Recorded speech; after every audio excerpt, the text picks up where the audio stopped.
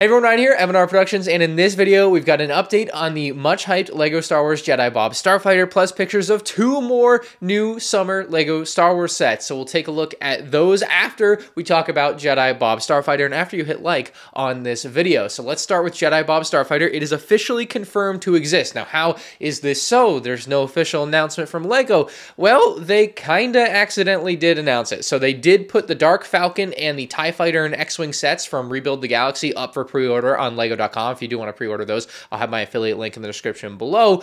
But in doing so, in the description on the LEGO website, there's no mention of Jedi Bob Starfighter. But on the Australian website, it says that the Dark Falcon mixes well with the 75388 Jedi Bob Starfighter. And so there it is, official confirmation that LEGO is actually releasing a Jedi Bob Starfighter. I know there was a bit of skepticism regarding some of these rumors with the Dark Side Millennium Falcon and Jedi Bob Starfighter. I mean, we already had Jedi Bob shown off in the trailer from Rebuild the Galaxy, but if that wasn't good enough for you, maybe this is. And if this isn't, well, we should have pictures within a week or two, you know, any day now, so make sure you have notifications on. But that is really cool. We also know what another one of the figures in Jedi Bob Starfighter is. Of course, we have the yellow Jedi Bob. The other figure is quite an odd one, as it's Admiral Akbar's head, or a Mon Calamari head, with Clone Trooper armor, just regular, you know, modern LEGO Clone Trooper armor. So quite a weird figure, not one that I'm like all too hyped about. Of course, this set to me is mostly about Jedi Bob. Could have gone for a cooler second figure. You know, maybe there's more to it, we don't know, but as of the leaks of now, it's, you know, a Mon Calamari head with Clone Trooper armor. You know, it's just a weird extra figure that they're including. Moving on though, we had a retailer leak the C-3PO buildable character set, and I'm actually quite impressed by this one. You can see it has the pre-order date starting on July 1st, so in a few days we'll have even better pictures than what we're going to be able to look at here, but I feel like we get a really good idea of what this set is all about by just a couple of pictures, as it is a buildable character. But it looks really good in this one kind of real-life image. It's not the drum lacquer gold, it is the regular LEGO pearl gold, and I think the pearl gold was the right choice, simply because if you do drum lacquer gold, typically on LEGO sets, they still end up mixing it with different types of gold, and it ends up not looking as good as just one coherent color scheme. So I think they made the right choice here. I don't think it looks bad in pearl gold, but I know a lot of people always desire that drum lacquer gold, so I don't blame you there if that's what you would want out of this, but that's just not what you're going to be getting here. Now, taking a quick glance at our quite blurry box image here, you can see that it has 1,138 pieces,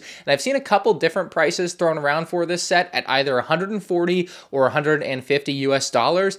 I know the price per piece isn't there, but the size of the build looks about right. Again, my like value reference on LEGO is always to itself. So like within LEGO Star Wars, this seems reasonable for 140, 150, but I know a lot of people look at it, and if it doesn't hit 10 cents per piece, it's automatically a bad deal. You know, go wild if that's you in the comments, but you know, I just don't look at things that way for LEGO Star Wars, so I feel like this might be okay at 140, 150. Ultimately, that determination really comes when I get it in hand and make a review. Like, I just, you know, I'm looking at a picture just like you.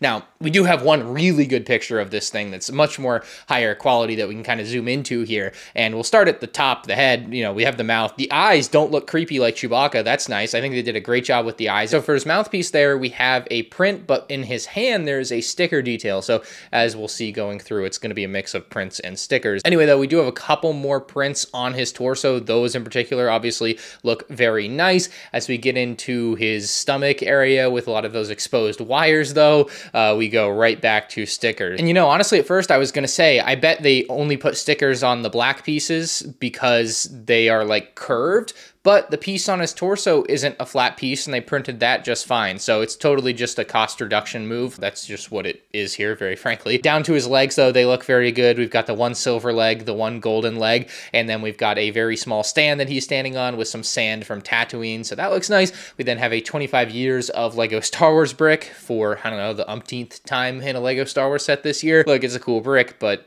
you know, I've got too many now.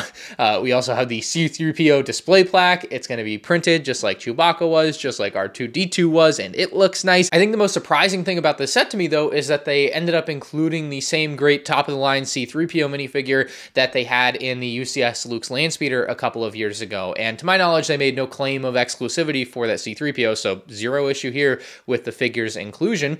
And it's great. It's got the dual-molded leg. I questioned why they didn't give the C-3PO in the Dark Falcon a dual molded leg, and that's now a more expensive set than the C-3PO.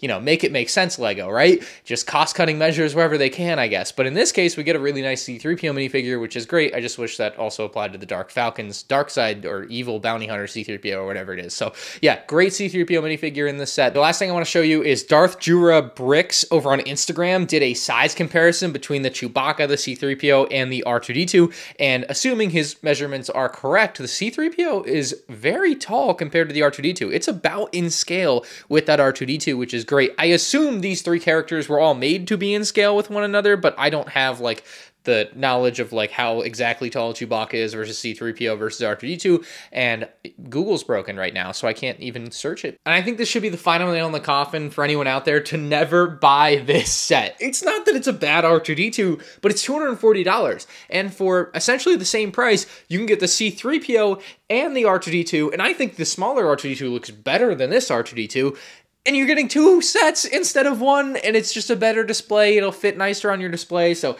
I think this C-3PO makes this R2 completely obsolete. All that talk about R2-D2s, and you'll never believe it, the next set we have to take a look at includes another R2-D2. It's the 75392 Creative Play Droid Builder. This one includes 1,186 pieces and costs $100 in the US. It's also coming out August 1st. It's also available for pre-order with my affiliate link in the description below if you want to support the channel in doing your pre-ordering. But this does have a 25th anniversary minifigure with the young Leia. This is, to me, the least exciting 25th anniversary figure. I don't think it's the worst one. I just think it's the least exciting one. Unfortunately, 5s exist, but this one, you know, looks fine. I'm kind of iffy on the green color that they chose for her, but otherwise, I think the figure looks good. Of course, we've got that same 25th anniversary base, and maybe the most questionable thing about this figure isn't actually anything on the figure. It's the Lola droid that she has. Look, it's a surprise to me that it's included at all. It looks great with the printing detail, but it's really big. Like, someone pointed out on Instagram, and I can't unsee it. This thing is way too big. They should have used a circular 1x1 piece instead of a circular 2x2 piece. It's just simple. This thing is 4 times as big as it should be. And obviously not everything is going to be perfectly to scale in LEGO Star Wars, but it's not like the piece didn't exist and they don't have the ability to print on it. You know what I mean? Like, it easily and should have been a piece a quarter the size of this. It's just too big. But anyway, that's the 25th anniversary figure. And you know what? Now that I'm looking at the young Leia, and I'm thinking about this set. I haven't even started to talk about this set, but I said this to someone in passing. I was like, this looks like a LEGO Star Wars set very specifically made for girls. And of course it includes young Leia. It's the girl figure. That makes sense. Like, and now the connection is made. I don't even know how I feel about it. I feel like this is a set I'm going to review and I'm going to forget about, and like, it existed, but like nobody cared about it. It wasn't horrible. It wasn't great. It's just a set that existed that was made for 5-year-olds and didn't sell very good. I mean, notably, this is a set that would do very well with 5, 6, 7-year-olds, yet the age rating on the box is 9+. Like, we're already off the mark there. I think my biggest issue with it is that the astromech droid, like, shoulders look like they have giant shoulder pads, and it just looks awkward. They're too big. They look bad, right? That is the biggest element of this set that I do not like. Everything else about, like, small R2-D2, small Chopper, small R5, small QT, like, they look fine. They look good. Again, outside of the shoulder area, that ruins it. The Chopper's got his little arms coming out of his head, just like in the show. He's got his extra third wheel. The other characters have like a regular third leg. Chopper, of course, much smaller than the other 3 astromech droids here. I think the shaping for the size is very nice. This is clearly, you know, a little step up from a Brickheads scale build. They still are kind of boxy like Brickheads, but not as boxy as Brickheads. I guess R2-D2 is the only one of these that has really been a Brickheads, but, you know, an astromech droid is an astromech droid at that point. So this set, as far as getting an R2, getting a QT, getting an R5, getting Chopper, it's fine, it's all right, but obviously this set is really intended to do something more with them. It's kind of reminding me of the Droid Boost set from 2019. I didn't like that set very much. I thought it was weird and bad and didn't work very well, and I don't know, I didn't have a great experience with it. This one will be a little bit simpler because it doesn't include electronics, so maybe I'll get it a little bit better. It feels like playing dress up for LEGO Star Wars astromech droids, and it's really fun for that. The sunglasses on QT are very cute. The cowboy hat on Chopper is very fun with the mustache and the little lollipop thing. You have R2 with his headphones and the rubber ducky. The rubber duck, by the way, probably the highlight of this set to me. And then with R5, he's got like a top hat, the glasses, glasses, the tie, and of course you can mix all of that around and do all sorts of wild stuff. It also kind of implies that you can mix and match the body parts on these droids from one another, so you can mix up the colors of them.